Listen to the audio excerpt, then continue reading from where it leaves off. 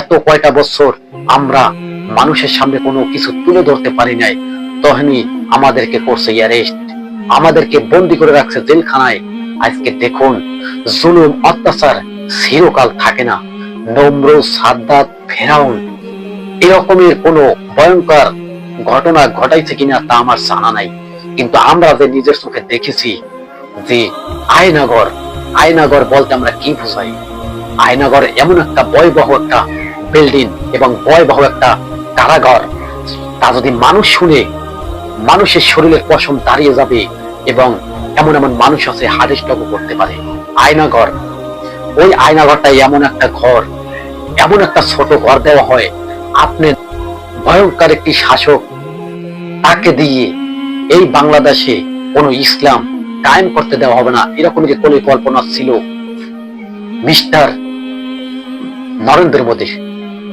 নরেন্দ্র মোদী এবং শেখ হাসিনা। তারা কিন্তু জামাই বইয়ের মতো, তারা বাংলাদেশটাকে অস্থির করে রেখেছে। বাংলাদেশের ভিতরে এমন কোন মানুষ নাই যে শিকার হয়ে গেছে। যেভাবে ক্ষমতা পাওয়ার জন্য ওরা মায়ের কোল খালি করতে পারে, ওদেরকে একটু বিন্দু পরিমাণ বুকের ভিতরে টান ধরবে না। কে? এই স্বৈরা শাসক শেখ হাসিনা। বলতে পারেন যে ভাই, স্বৈরা শাসক শেখ হাসিনা তো আবার আসতে পারে, আপনাকে তো বন্দি করবে। আরে ভাই, আমি তো চাই আমাকে বন্দি করুক, আমাকে দশে চিনুক। যে শেখ হাসিনার বিরুদ্ধে গিয়ে এই লোকটি কথা বলছিল, আমি চাই পুরো বাংলাদেশটা মুসলিম আছে, মুসলিম থাক, যেখানে 99% মুসলিম রাষ্ট্র, ওইখানে কিভাবে সে মানুষকে নির্মমভাবে হত্যা করে। কোন হত্যাকাণ্ড তো মানুষের ভিতরে তো আল্লাহ তাআলা রব্বুল আলামিন জায়েজ করে নাই। তবে এই স্বৈরা শাসক শেখ হাসিনা এই নরেন্দ্র মোদীর পাল্লায় পড়ে কিন্তু এগুলো ঘটাচ্ছে। বিশেষ করে যে সমস্ত হুজুর মাওলানারা জেলখানা থেকে আইছে, তারা দুই চোখের পানি ছেড়ে ছেড়ে বলছে যে কারাগার দেখছি, এরকমের কারাগার আমাদের কোনোদিন চোখে পড়ে নাই, যে ভয়ঙ্কর কারাগার। এই কারাগারে বৈশা আমাদের উপরে জুলুম অত্যাচার করছে।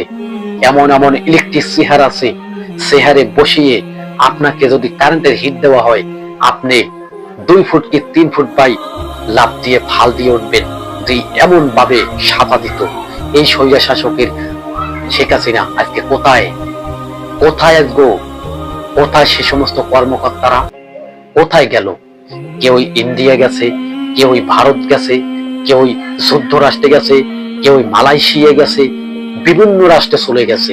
আজকে এই দৃশ্য দেখে মানুষের বোঝা উচিত যে ন্যায় বিচার, জুলুম, অত্যাচার এগুলা আল্লাহ তাআলাও পছন্দ করে না, মানব জমিনও পছন্দ করে না।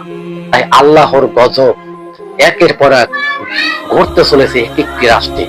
যারা যারা কোন হইতে জুলুম করতে আছে, তাদের উপরে একের পর এক ঘটনা ঘটবে এবং মানব জাতি দেখবে, হ্যাঁ সত্যি